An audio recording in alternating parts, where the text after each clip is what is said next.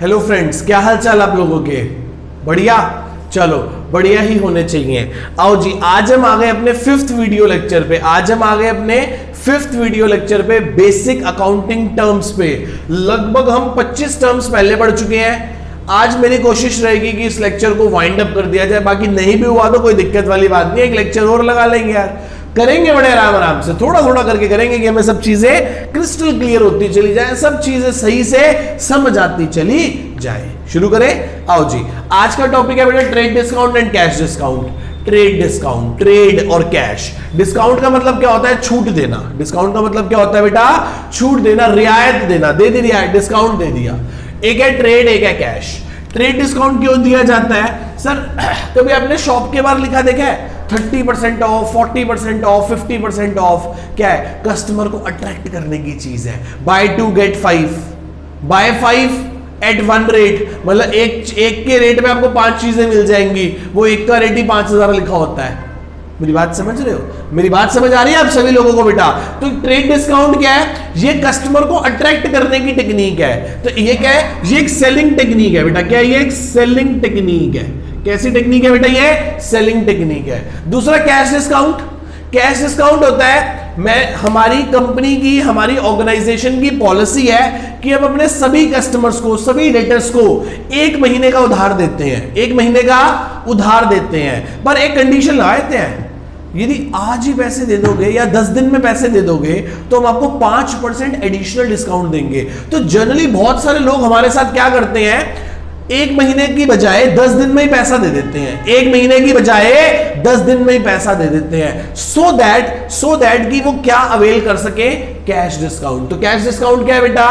Cash discount क्या है मेरे बेटा? सर कैश डिस्काउंट एक टेक्निक है जो कि प्रॉम्प्ट पेमेंट्स के लिए लगाई जाती है, कि कस्टमर की जेब से जल्दी पैसा निकालने के लिए, कस्टमर की जेब से जल्दी पैसा निकालने के लिए।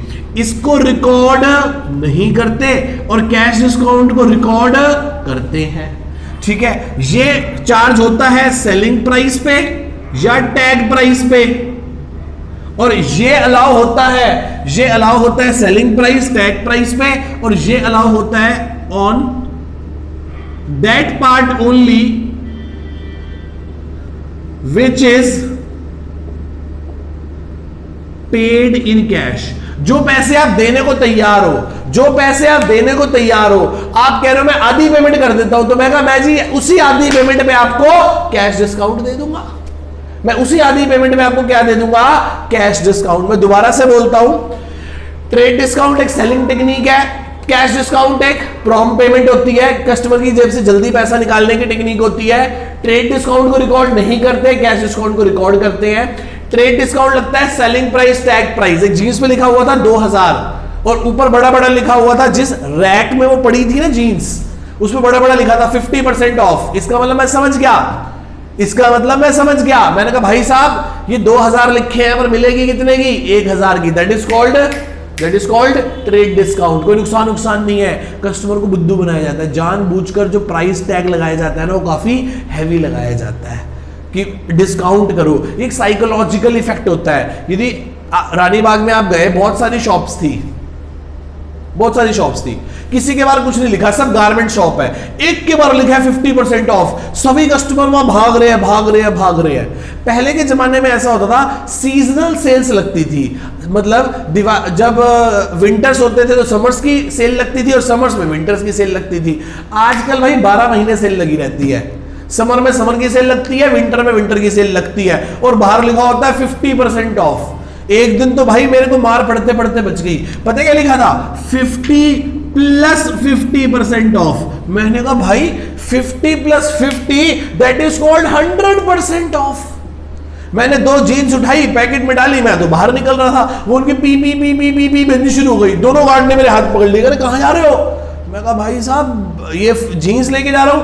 कह रहे बिल कौन बनवाएगा? मैं कहा बिल किस बात का, पैसे किस बात के? आपने बाहर लिखा है 50 प्लस 50 100% ऑफ। कह रहे शक्ल से तो पढ़े लिखे लगते हो, बाकी हो बड़े बेवकूफ इंसान। मैं क्या हो गया? कह रहे भाई साहब 50 प्लस 50 का मतलब होता है, जीन्स पे लिखा है 2000, पहले 50% ऑफ कर देंगे इसी 2000 का, मतलब 2000 में से 1000 रुपए माइनस कर देंगे, तो 1000 रुपए देने हैं, मैंने कहा चलो 1000 देने हैं। कह रहे हैं इस 1000 में फिर 50% माइनस कर देंगे इसी 1000 रुपए का। मैंने कहा अच्छा, मतलब 1000 में से 500 माइनस कर देंगे तो आपको इस जीन्स के लिए 500 रुपए तो देने पड़ेंगे। मैं कहा अच्छा, ये मतलब होता है इसका 50+50 का। 50+50 का मतलब है 100% ऑफ नहीं, पहले 50 फिर बचे हुए का 50, पहले 50 फिर बचे हुए का 50। 2000 का आधा गया 1000, फिर 1000 का आधा गया 500, तो कितना बच गया बेटा? 500 बच गया। क्या आपको इतनी बात समझ में आती है सभी बच्चों को? क्या आप सभी लोगों को इतनी बात, मेरे सभी बच्चों को, मेरे दोस्तों को, मेरे भाइयों बहनों को समझ में आती है? बच्चे कह रहे यस सर, हमें आपकी बात समझ में आती है। तो ये होता है ट्रेड डिस्काउंट। जब मैं वहां पहुंचा, मतलब जब मैं सामान लेने पहुंचा काउंटर पे, उन्होंने कहा सर वैसे तो हम 1 महीने का उधार देते हैं, पर यदि आप अभी के अभी पैसे दे दो ना तो हम आपको 20% एडिशनल डिस्काउंट देंगे। तो मेरे पास अब 2 ऑप्शंस थे, या तो 1 महीने बाद आऊं और 500 रुपए दे दूं, या अभी के अभी 500 रुपए देने पे मुझे 20% का एडिशनल डिस्काउंट मिल जाएगा। That discount is called as cash discount, कि कस्टमर की जेब से जल्दी पैसा निकलवाने की टेक्निक। मैं भी तो ये कहता हूं, मैं भी कह रहा हूं कि अकाउंट्स की फीस 21,000 रुपए यदि एक बार में दे दोगे, और यदि आपने इंस्टॉलमेंट्स बनवाने की कोशिश की तो हम आपसे 25,000 ले लेंगे। यदि आपने कहा कि सर 2 इंस्टॉलमेंट बना दो, तो हम कहेंगे ठीक है जी, आप एक बार में दोगे तो 21,000 दोगे, और 2 बार में दोगे तो 12,500 की 2 इंस्टॉलमेंट्स दोगे, दैट इज कॉल्ड 25,000 दोगे। खत्म बात, खत्म बात भाई, बिल्कुल खत्म बात। मेरी बात को समझने की कोशिश कर रहे हो? बच्चे कह रहे यस सर, हमें आपकी सारी बात समझ में आ रही है। ठीक है, इसका मतलब आपकी जेब से जल्दी पैसा निकलवाने की टेक्निक है ये। ठीक है, प्रॉम्प्ट पेमेंट्स, इससे क्या होता है? रिस्क ऑफ बैड डेट खत्म हो जाता है। Got it? बच्चे कह रहे यस सर। मैंने कहा बच्चों आओ रीड कर ले एक बार ट्रेड डिस्काउंट और कैश डिस्काउंट को क्या कहता है। It is a reduction in the price of goods from the amount to be paid to a customer by the enterprise. 2 type का डिस्काउंट है, trade discount and cash discount. Trade discount is reduce the price by the seller to the purchaser of the goods when the goods are buy on a certain quality और value.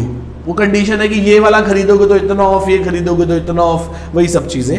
आगे चलते हैं।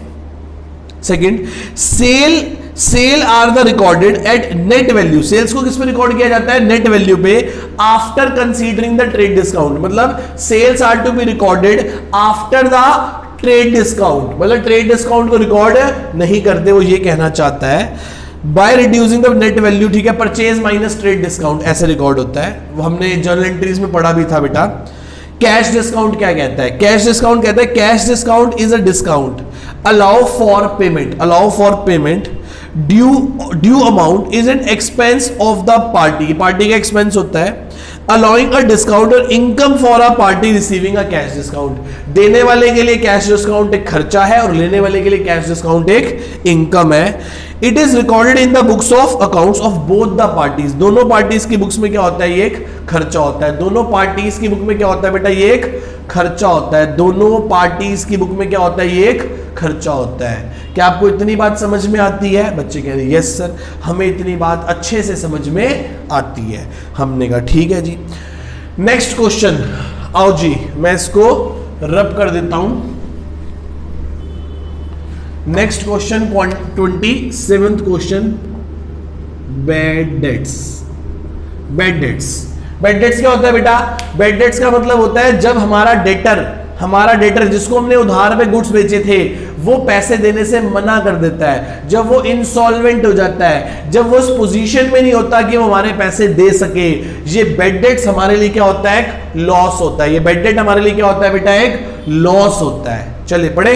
हाँ जी पढ़ते हैं जी, क्या कहता है बैड डेट्स। कह रहा है bad debt is a amount owed to the business the write off करके खत्म कर देते हैं because it has become irrecoverable, क्योंकि अब इसके मिलने की जो उम्मीद है ना वो खत्म हो चुकी है। काफी टाइम से माल लेने भी नहीं आ रहा और मार्केट में वैसे ही खबर है कि भाई साहब की हालत अब अच्छी नहीं है, तो मुझे नहीं लगता कि मेरे पैसे मिलेंगे। और वैसे भी उन्होंने मार्केट में अब क्या कर दिया है? डिक्लेयर कर दिया कि I am become a insolvent, so therefore I am unable to pay any amount for anyone, मतलब मैं किसी का भी कोई भी पैसा देने में समर्थ नहीं हूं। इसलिए अब हमने भी जो हमारे आओ समझे, जब हमने माल बेचा होगा तो हमने क्या कहा होगा, हमने कहा होगा डेटर डेबिट टू सेल्स। यदि आप ये वीडियोस देख रहे हो जर्नल के बाद तो आपको प्रॉब्लम नहीं आएगी। 100 रुपए बाद में चल के पता चला कि ये जो डेटर है ना डेटर अंकल इनकी हालत खराब हो गई, खत्म हो गए जी, ये बिल्कुल खत्म हो गए, इस पोजीशन में नहीं है कि पैसा दे सके। तो हमारा क्या हो गया बेटा, हमारा लॉस हो गया। तो लॉस को क्या करेंगे, डेबिट, तो एंट्री करेंगे bad debt debit to debtor, bad debt debit to debtor, bad debt करके खत्म कर दिए हमने जी। Bad debt account debit to debtor, क्या एंट्री कर दी बेटा हमने, bad debt account debit to debtor. क्या यहां तक आपको समझ में आया? बच्चे कह रहे यस सर, यहां तक हमें अच्छे से समझ आ गया। मैंने कहा ठीक है जी। आगे next question, question number 28, that is called balance sheet. क्या बेटा, बैलेंस शीट। क्या बैलेंस शीट?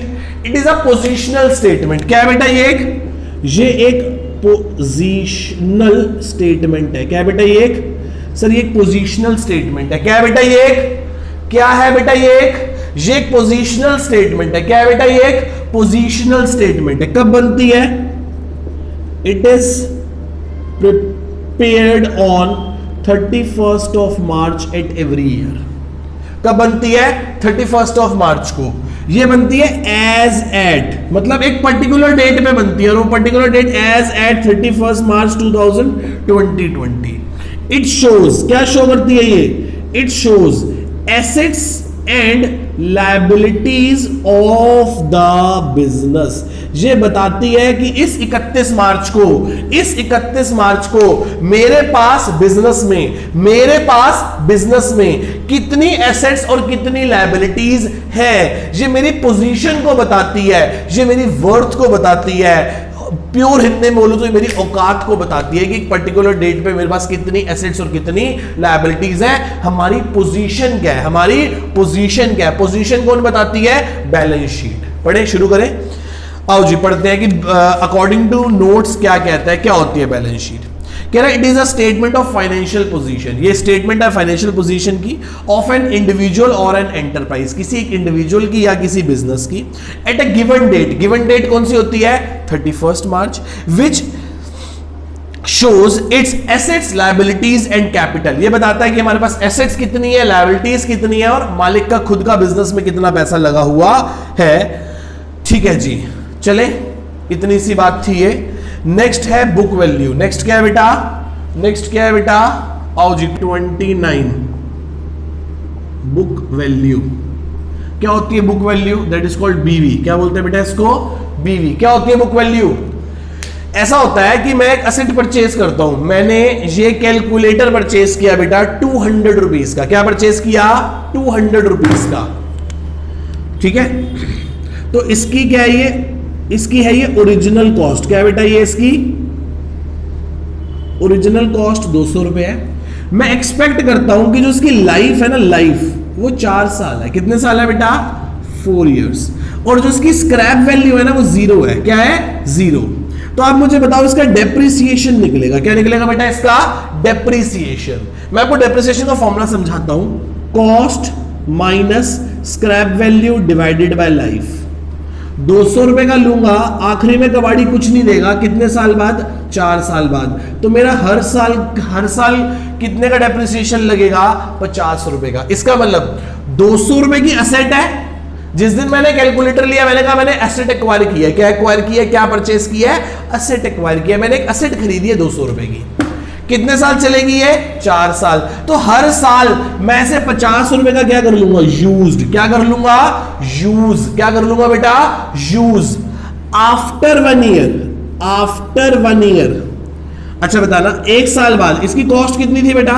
इसकी कॉस्ट तो थी 200 रुपए, माइनस हमने कितना यूज कर लिया? सर हमने इसे 1 साल यूज कर लिया तो 50 रुपए का डेप्रिसिएशन लग गया। 1 साल बाद आफ्टर 1 ईयर इसकी क्या बचेगी? Book value. क्या बचेगी बेटा इसकी? Book value. कितने रुपए? 150 रुपए। इसकी बुक वैल्यू कितनी बचेगी बेटा? 150 रुपए। इसकी बुक वैल्यू क्या बचेगी मेरे बेटा? 150 रुपए। खरीदा था 200 का, खरीदा था 200 का, डेप्रिसिएशन लगाया 50 का, और आज इसकी बुक वैल्यू बच गई 150 रुपए। आज इसकी बुक वैल्यू बच गई 150 रुपए। इसका मतलब 1 साल इस्तेमाल करने के बाद इन 4 आंखों में इस असेट की, इस कैलकुलेटर की वैल्यू मेरी नजर में कितने की है? 150 रुपए की। कितने की है बेटा? 150 की। मैं इसको मार्केट में बेचने गया, मुझे एक व्यक्ति ने कहा 120 रुपए दूंगा मैक्सिमम, इससे ऊपर की वैल्यू नहीं है इसकी। मैंने बेच दिया। मेरी नजरों में जो चीज 150 की है उसको मैंने 120 का बेच दिया, तो मुझे 30 रुपीज का क्या हो गया? लॉस। 30 रुपीज का क्या हो गया बेटा? लॉस। 2 कंडीशंस है, एक होगा प्रॉफिट और एक होगा लॉस। प्रॉफिट कब होगा और लॉस कब होगा? प्रॉफिट कब होगा? सर प्रॉफिट तब होगा जब सेल वैल्यू बड़ी होगी बुक वैल्यू से। मतलब जब आप 150 से ज्यादा में बेचोगे तो प्रॉफिट है। सर लॉस कब होगा? सर लॉस तब होगा जब बुक वैल्यू बड़ी होगी सेल वैल्यू से। मेरी बात समझ रहे हो? हमेशा प्रॉफिट एंड लॉस को कैलकुलेट करने के लिए किसको कंपेयर करते हैं? बुक वैल्यू और सेल वैल्यू। मेरी बात समझ रहे हो? बुक वैल्यू और सेल वैल्यू को कंपेयर करने से, बुक वैल्यू और सेल वैल्यू को कंपेयर करने से ही प्रॉफिट एंड लॉस कैलकुलेट होता है। ओरिजिनल कॉस्ट में से तो हम उसे यूज भी तो कर चुके हैं, और यूज करने को क्या बोलते हैं बेटा? डेप्रीसिएशन। आई होप आपको पूरा कॉन्सेप्ट लॉजिकली समझ आया होगा, सारे का सारा। बुक वैल्यू समझ आ गई? बुक वैल्यू आओ जी एक बार ध्यान से रीड कर लें कि बुक वैल्यू क्या होती है। पढ़ते हैं जी। It is the book value, it is the amount at which an asset is appear in the books of accounts. सही बात है। 1 साल बाद जब हम बैलेंस शीट बनाएंगे, 1 साल बाद जब हम बैलेंस शीट बनाएंगे, उस बैलेंस शीट की एसेट साइड में मेरे को कैलकुलेटर कितने का दिखाई देगा? 150 रुपए का। कितने का दिखाई देगा? 150 रुपए का। कैसे? 200 का लिया था, 50 डेप्रिसिएट हो गया, 150। इसका मतलब बैलेंस शीट के अंदर क्या आएगी? उसकी बुक वैल्यू आएगी। क्या आएगी बेटा? उसकी बुक वैल्यू आएगी। मेरी बात समझ रहे हो? बच्चे कह रहे हैं यस सर, हम आपकी बात को भली भांति समझ गए। आओ जी अगला क्वेश्चन है, क्वेश्चन नंबर 30।